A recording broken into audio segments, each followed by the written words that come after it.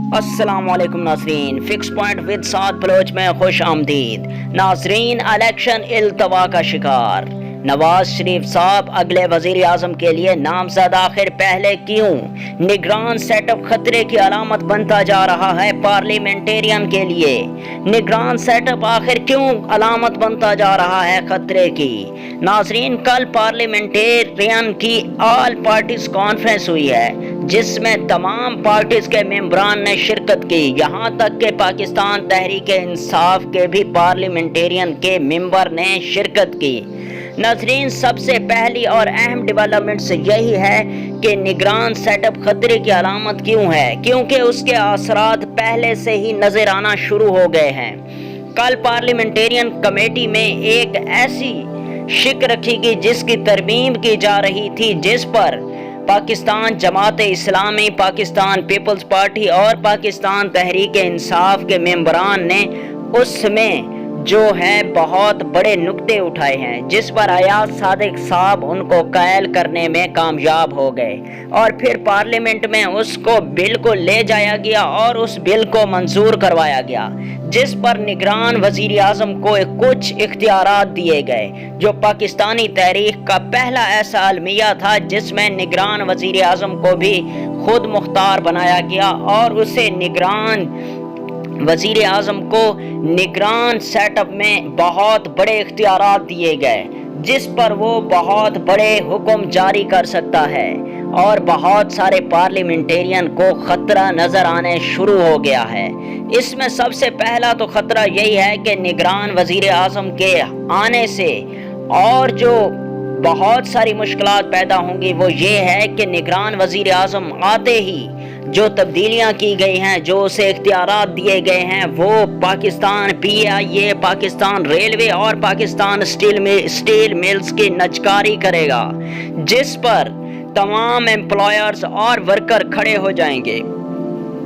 और वो नजरीन, सबसे बड़ा यही होगा, जब एहतजाज करेंगे तो निगरान सेटअप उनको संभाल नहीं सकेगा।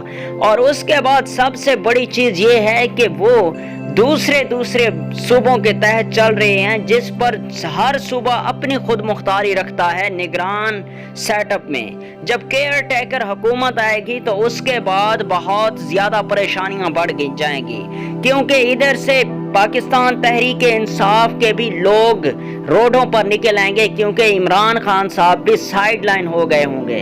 तो इसलिए पाकिस्तान का जो निगरान सेटअप है खतरे की अलामत है, उसके असरात अभी से नजर आ रहे हैं, क्योंकि फिर जब निगरान हुकूमत से नहीं संभाला जाएगा तो उसके बाद फिर आप लोगों को अंदाजा हो जाएगा कि मोतबर हल्के खड़े हो जाएंगे, जिस पर मोतबर हल्के पाकिस्तान को संभालने के खुद इख्तियारात भी रख सकते हैं।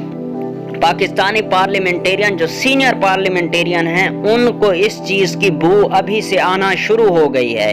नाजरीन, इलेक्शन इल्तवा का शिकार आखिर क्यों होते जा रहे हैं? क्योंकि निगरान सेटअप से पहले ही 5 माह पहले ही इलेक्शन कमीशन को जो इलेक्शन के फंड होते हैं वो जारी कर दिए जाते हैं, जो अभी तक जारी नहीं हुए, क्योंकि इलेक्शन से तो अभी सिर्फ 4 माह या 3 माह ही बाकी हैं। जब इलेक्शन कमीशन को इलेक्शन कमीशन ने फाइनेंशियल मिनिस्टर को फंडिंग का कहा गया, तो उसके बाद इलेक्शन कमीशन को फाइनेंशियल मिनिस्टर ने कहा कि हम आप लोगों को फुल पेमेंट नहीं दे सकते, हम आप लोगों को इंस्टॉलेशन यानी किस्तों की शक्ल में देंगे। अगर किस्तों की शक्ल में दिया गया इलेक्शन कमीशन को, तो इलेक्शन कमीशन अपना काम मुकम्मल वक्त पर नहीं कर पाएगा, जिस पर इलेक्शन कमीशन ने पहले ही फाइनेंशियल मिनिस्टर को आगाह कर दिया है। जब निगरान सेटअप बैठा होगा तो अभी तक जो है उनका फंड मंजूर नहीं हुआ फाइनेंशियल मिनिस्ट्री से।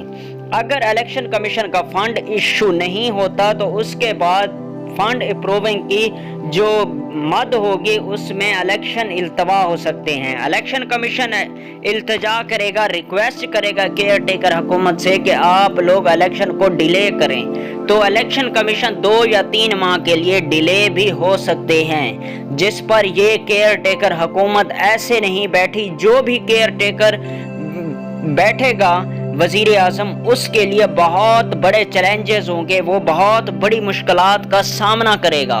اب دیکھنا یہ ہے کہ نگران سیٹ اپ کا نگران وزیر اعظم کیسے ملک کو سنبھال سکتا ہے۔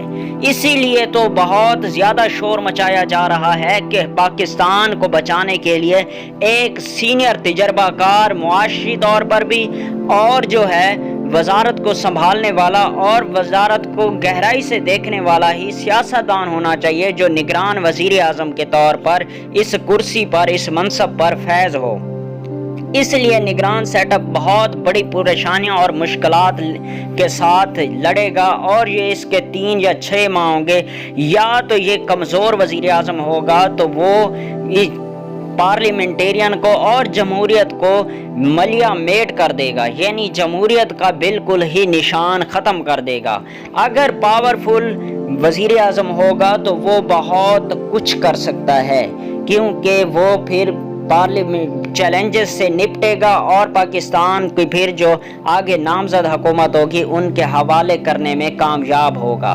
ناظرین، اب جو ایاز صادق صاحب نے ترمیم کی ہے ان میں سے رضا ربانی صاحب اور مشتاق غنی صاحب اور اس کے بعد بیرسٹر ظفر علی صاحب نے بہت سارے نکتے اٹھائے تھے جس پر ایاز صادق صاحب نے ان کو قائل کیا۔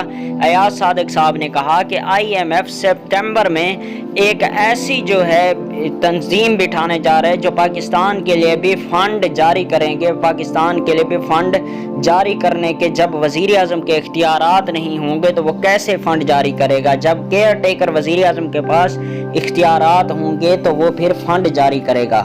اصل یہ نقطہ بنایا گیا ہے، لیکن جو سب سے اہم اور اندر کی خبر ہے وہ یہی ہے کہ یہ نجکاری کرے گا اور پھر جو عمران خان صاحب کو اندر کیا جائے گا تو پھر جو پاکستان تحریک انصاف کے سپورٹر ہوں گے وہ پھر دوبارہ احتجاج تو کریں گے، لیکن اب دیکھنا یہ ہے کہ یہ کیئر ٹیکر حکومت کیسے سنبھال پائے گی ان کے احتجاج کو، اور جو امپلائر ہوں گے ان کے احتجاج کو کیسے سنبھالا جائے گا، کیسے ان کو جو ہے قائل کیا جائے گا، اور پاکستان کی جو پاکستان میں استحکام ہوگا اس کا ٹھہراؤ کیسے کیا جائے گا۔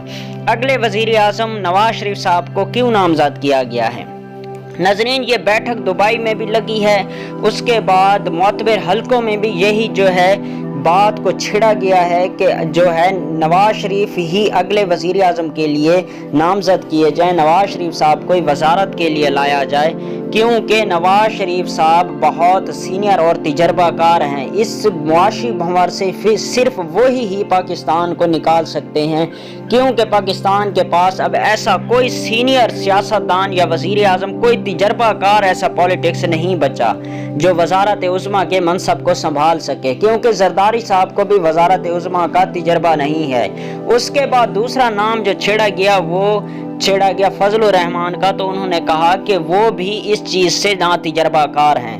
تو پھر اس کے بعد اب نواز شریف صاحب کی حکومت بنانے کے لیے پاکستان میں 2 ایسی پارٹیوں کو وجود میں لایا گیا جن کے 2 نام بہت زیادہ شور کر رہے ہیں۔ وہ پاکستان استحکام پاکستان پارٹی ہے اور دوسری پاکستان تحریک انصاف پارلیمنٹیرین ہے، کیونکہ ان کو پارلیمنٹیرین کا نام ہی اسی لیے دیا گیا ہے کہ پارلیمنٹ کا یہ عمران خان صاحب کو پیغام دینا تھا کہ جو پارلیمنٹیرین ہیں وہ پارلیمنٹ میں جائیں گے۔